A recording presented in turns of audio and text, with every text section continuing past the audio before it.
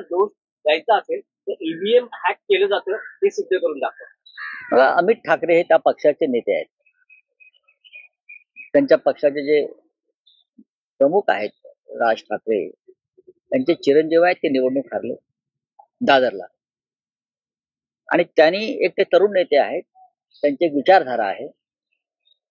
त्याने जे मत मांडलेलं आहे त्या मताचा आदर केला पाहिजे. प्रत्येक वेळेला ईव्हीएम वर खापर फोडणं आणि ईव्हीएम मुळे हारलो. ईव्हीएम हा एक फॅक्टर नक्कीच आहे. ईव्हीएम वर लोकांचा संशय आहे. ईव्हीएम हॅक केलं जातं अशा प्रकारच्या प्रेझेंटेशन सुद्धा अनेकांनी करून दाखवलेलं आहे देशभरामध्ये. स्वतः डोनाल्ड ट्रम्प यांनी मोदींना सांगितलेलं आहे की बॅलेट पेपरवर निवडणुका घ्या. हे अमेरिकेच्या राष्ट्रपतींचं मोदींकडे म्हणणं आहे. जगभरातून ईव्हीएम संशयामुळे हटवण्यात आलेला आहे.